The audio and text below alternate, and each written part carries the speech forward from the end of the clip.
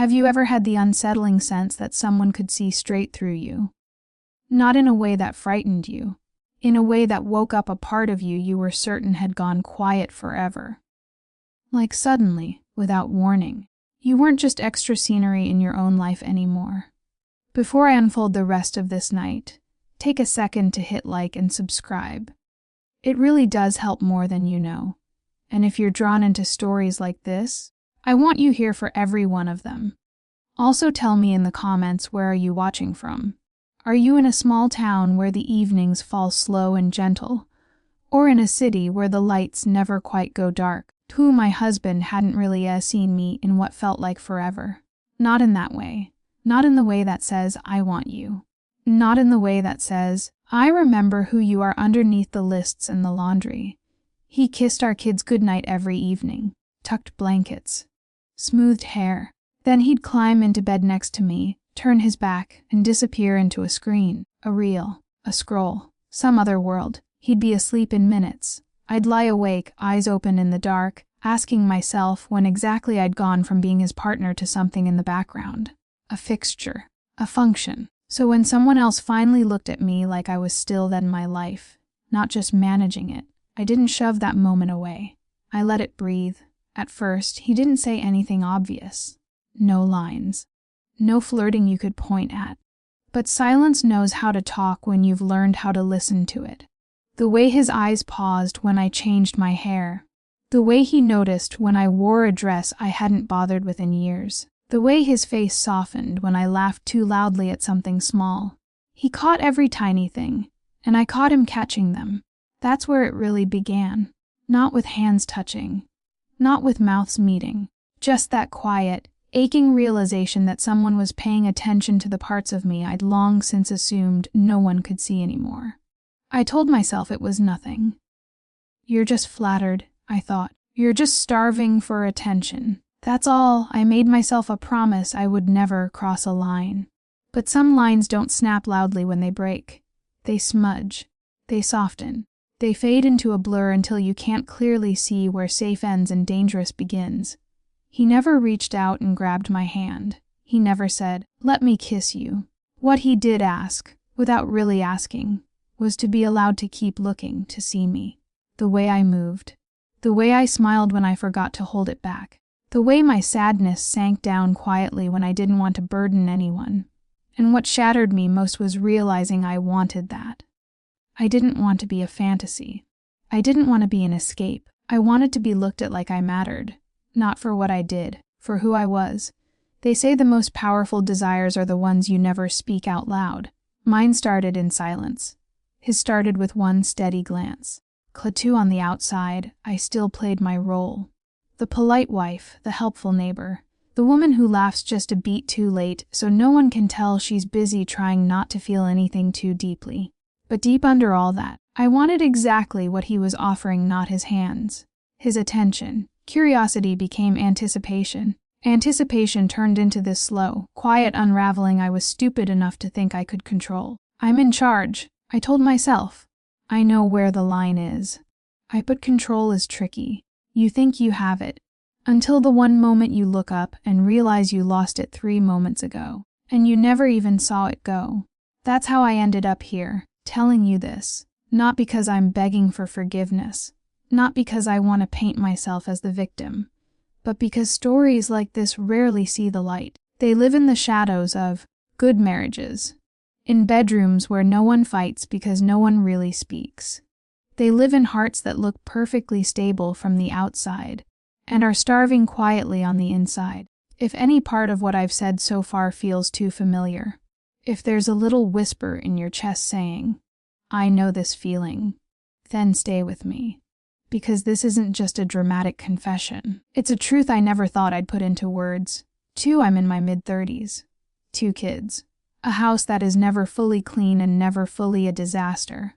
A life that looks fine in photographs. A heart that has been running at half power for years. We weren't always like this, my husband and I.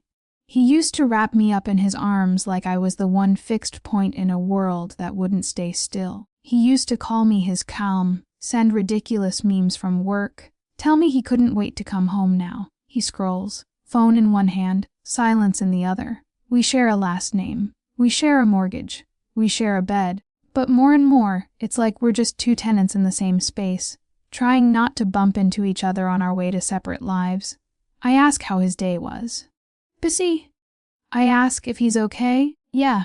He asks if I paid the bill, if the kids did their homework, if the car's been serviced. It's all surface now. Functional, efficient. I kept insisting to myself, this is normal. People grow. Life gets loud. Kids drain your energy. This is what long-term marriage is. But under that story, something in me was starving, not for chaos, for myself. For the woman I was before obligation stacked itself over me like layers of thick, itchy sweaters I never chose. I need you to understand this clearly. It didn't begin with a wild decision, or some cliché, forbidden moment. It started with two people quietly wondering how it would feel to be truly wanted again. There was a neighborhood get-together one weekend. Nothing notable. Kids running wild in the yard, adults circling around the grill, paper plates bending under too much food. I threw on an easy dress, hair up, no makeup. The kind of outfit you wear when the goal is survival, not sparkle. He came in carrying chips and drinks, greeting everyone with that easy warmth that made people cluster near him. His gaze slid around the patio once, then landed on me, and something in the way he looked at me flickered. Just for a heartbeat. Like he saw past the messy bun and sunscreen smudges to the person inside them. Throughout the afternoon, he was just himself, helping with the grill, telling stories that made people double over, getting the shy kids to laugh. If anyone else had been watching, they would have seen nothing but kindness. But I saw more. The way his eyes stayed just a little too long when they met mine. The slight softening in his voice when he said my name. The way he mentioned the way I always rubbed my neck when I was worn out, something my own husband hadn't noticed in years. He observed the tiny shifts, the ones I thought I hid well. As the sky started tucking itself into the horizon, people drifted off in small clumps. I gathered plates, stacked cups, shushed sticky-fingered kids as I herded them inside. My husband vanished with some comment about checking an email, and I knew better than to expect him back in the room before midnight.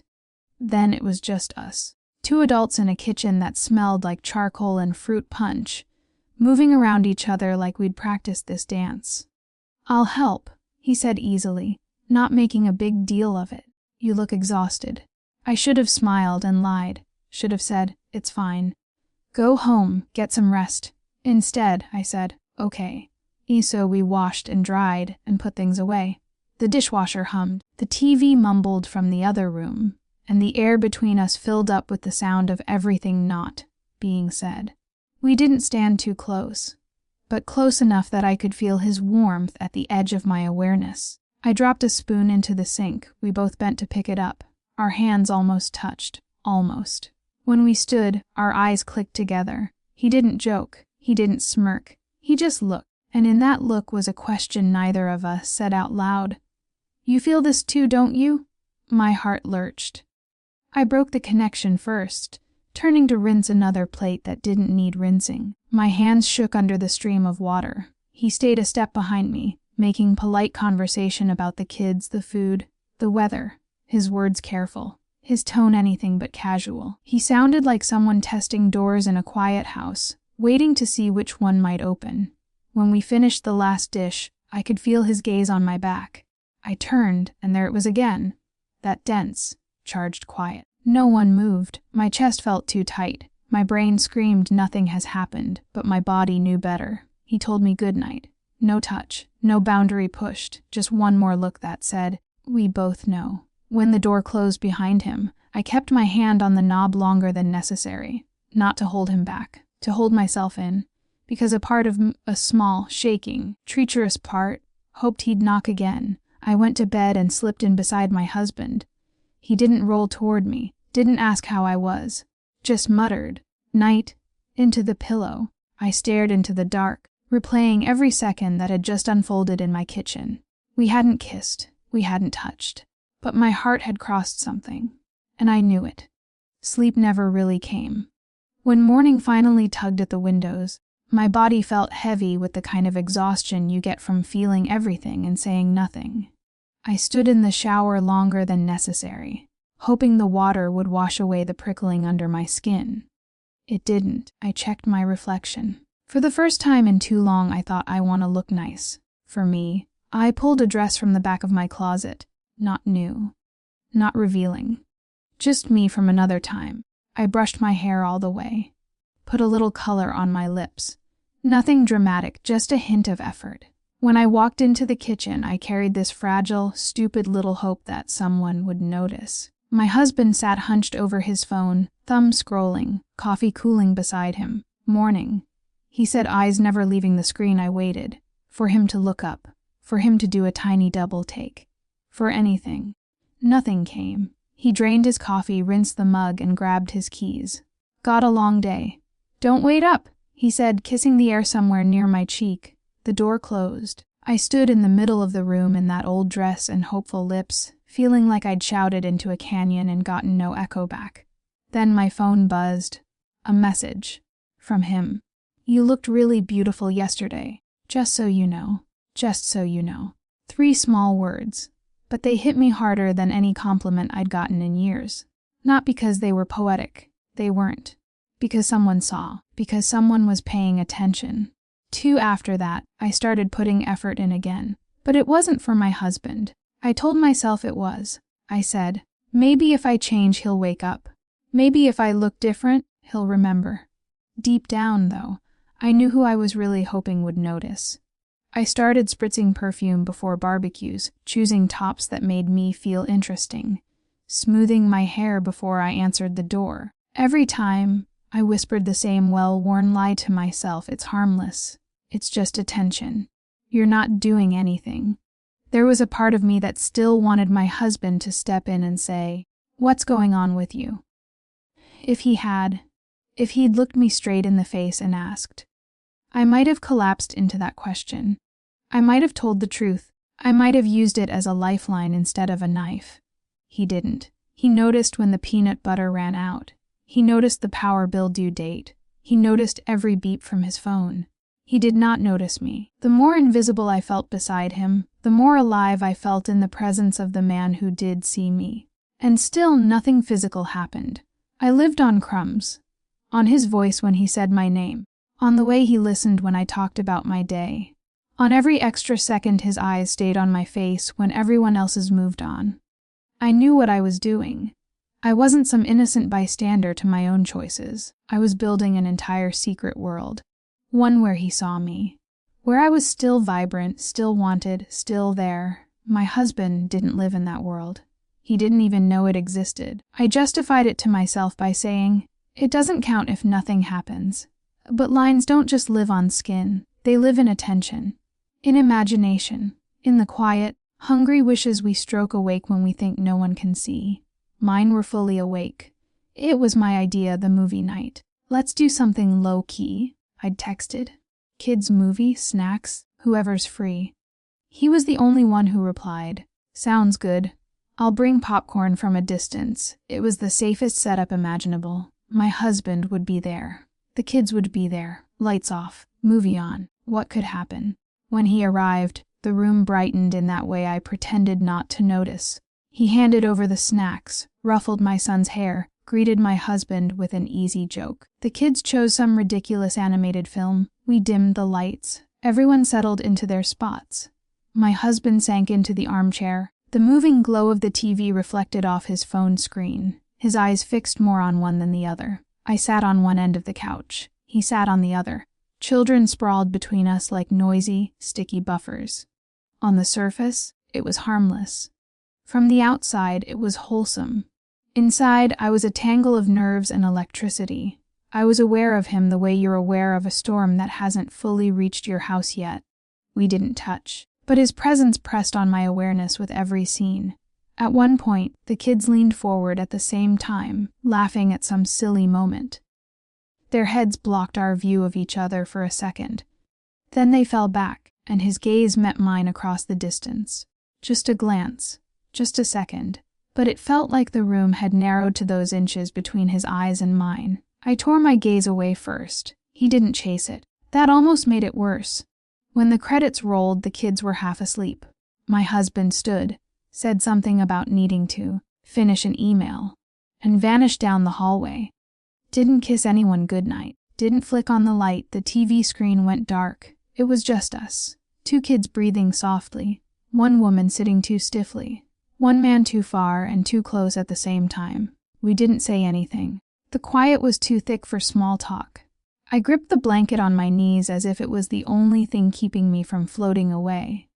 Finally, he whispered, saying what I didn't dare. I wasn't watching the movie. I didn't answer, I didn't have to. Silence can be a confession. Later, after the kids were in bed and he had gone home, I stood at the sink, hands braced on either side, the darkness pressing against the window. I told myself over and over, it's fine, nothing happened, you can stop this now. Then came that night in the kitchen. The one where he knocked softly, long after everyone should have been asleep. 3 quiet taps that felt louder than any argument. I knew it was him before I opened the door. We didn't play the I just came by to borrow game. We both knew why he was there. We sat at the kitchen table, the overhead light too bright for the hour, both of us holding our mugs like shields. You haven't been happy, he said. Not accusing, not pitying, just stating fact. I'm tired, I replied. True, incomplete. He nodded, eyes dropping to his hands. I don't want to do anything, he said after a moment, voice barely above a whisper. I just want to see McFlipped. See what? You, he said, looking straight at me. You, when you're not performing, when you're not holding it together. The real you under all of this. He didn't say it like a man trying to lure someone out of their marriage. He said it like a prayer he hadn't meant to say out loud. And I broke, not visibly. Inside, because no one had asked for me in years, not my body. Not my time, me. You shouldn't say that. I managed. I know, he answered. But not saying it hasn't made it go away. We didn't reach across the table. We didn't kiss. What we did give each other that night, though, was worse than a single bad decision. We gave each other permission to feel, to acknowledge, to stop denying something had changed. Once that door opened, I couldn't slam it shut without slamming it on parts of myself I'd just rediscovered. 2. The next morning, I moved through the motions like I was trying not to trigger a tripwire. Pour cereal, pack lunches, find matching socks. I avoided every reflective surface, because the woman who'd sat at that kitchen table last night was not the same one who'd stood there wiping counters a week ago. He stopped coming by as often after that. No explanation. Just fewer texts, less lingering. He faded, not out of cruelty, but out of what I think was his own attempt at doing the right thing. My marriage didn't crack open dramatically.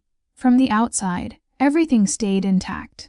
There was no screaming, no accusations, no slammed doors. Just one more thread quietly pulled from the inside of a life that still looked perfectly fine, and that somehow hurt the most. Not the almost, not the ache, but the fact that I was falling apart in the middle of my own life, and no one even noticed the sound. My husband was still who he'd always been, reliable, stable, distant, and I was still there beside him, present, functioning, starving. So here I am telling you this, not because I'm proud of how close I came to setting fire to everything, and not because I want to wallow in it. I'm telling you because there's a truth here that too many people sit on in silence. You can betray someone long before you touch another body. You can be faithful in action and unfaithful in attention. You can live an entire parallel life in your mind and still tuck your kids in on time. I learned the hard way that wanting to be seen isn't wrong. But hiding that need, burying it so deep it only comes up in dangerous places, that's where the damage begins. I didn't have an affair, but I straddled an invisible line until my feet ached. And eventually, I had to climb back over to the side I'd promised to stay on. Not because it was easy, but because I knew if I crossed all the way, I wasn't just trading loneliness for comfort. I was trading who I wanted to be for who I'd have to become to live with it. 2. If you've listened this far, maybe some part of this sits uncomfortably close to home. Maybe you've got a friend you think about more than you should. Maybe you've started dressing for someone else's eyes. Maybe you're telling yourself it doesn't count. So let me leave you with a question. Is what you're starving for something someone else has to give you? Or is it something you need to finally admit to the person you promised forever to? Even if their answer might hurt, be honest. If your partner looked up right now and said, "Are you really okay?" would you tell the truth? Or would you smile and say, "Just tired," like I did, and walk a little closer to a line you hope you never cross? Tell me in the comments. Have you ever been here on this edge? I'll be reading. If this story hit something raw in you, please take a second to like the video and subscribe. It's the simplest way to support this channel, and it makes sure you don't miss what comes next. Thank you for listening. Take care of your heart, and if you're starving, don't wait until someone else notices.